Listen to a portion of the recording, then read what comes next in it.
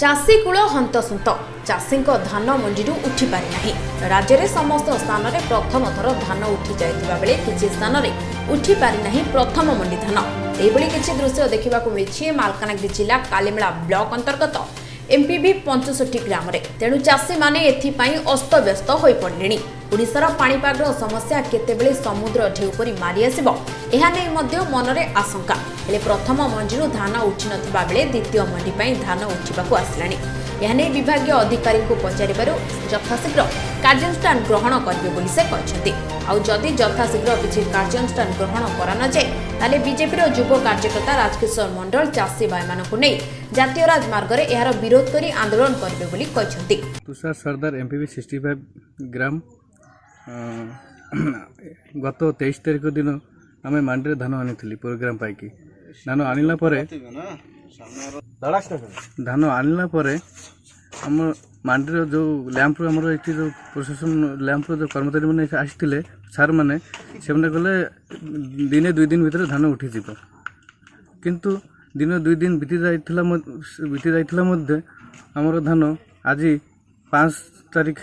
हेबा सत्ते एवं धान उठेनी प्रथम मंडी तापर सेकेंड मंडी है सेकेंड मंडी धान सब उठी सारानी किंतु विगत आमर जो फास्ट मंडी धान जी चाषीर पड़ी रही मंडी में से धान गुड़ाक एपर्यंत उठी ना से आम विनीत अनुरोध करुचे प्रशासन को जिलार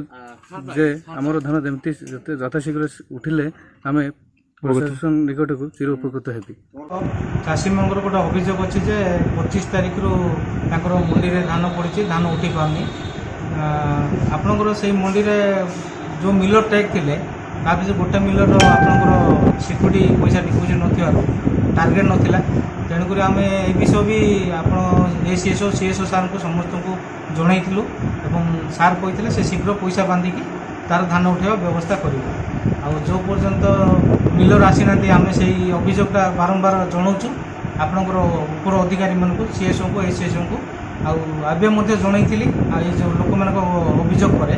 सार कहते मुझे सहित कथा है आपन को तार प्रकृत मान तथ्यटा प्रदान करी सर बहुत चाषी अच्छे से पर्यंत ना रेजिस्ट्रेशन हो पारानी कौन आज्ञा बहुत चाषी रहीगले मैंने आमर गोटे सिस्टम थी 17 तारीख पर्यंत 17 सेप्टेम्बर पर्यंत आमर रेजिस्ट्रेशन होवर लास्ट डेट थी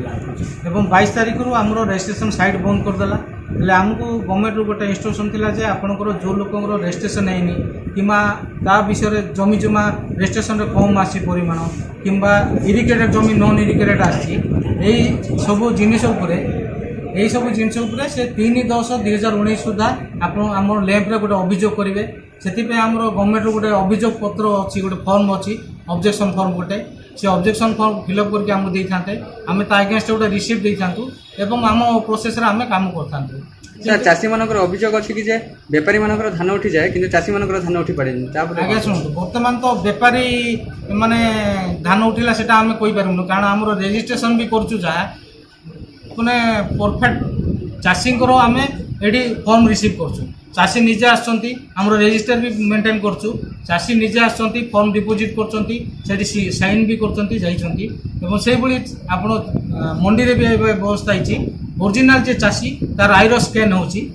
सब हेला पर तार नार भेंडर बारची जदि से प्रकृत चाषी न होइतिबो तार धान किणी हबो नाही आपनकर सेटा सिलेक्ट हबो नाही बुझिले तेणु करी एठी व्यापारी रो किछि प्रश्न नाही बुझिले आमे सेति पई प्रोसेस टोटल दउ नाही। धन्यवाद। 74 गा मो जिला प्रशासन को मु अनुरोध करुछु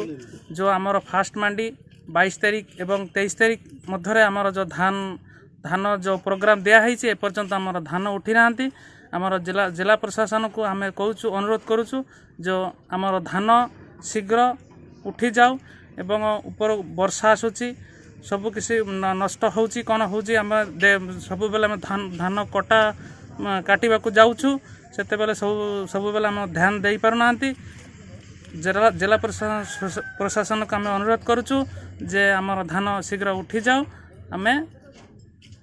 धान उठेले आम खुशी हबु। Malkangiri Prabhat Sahu report Odisha vision TV.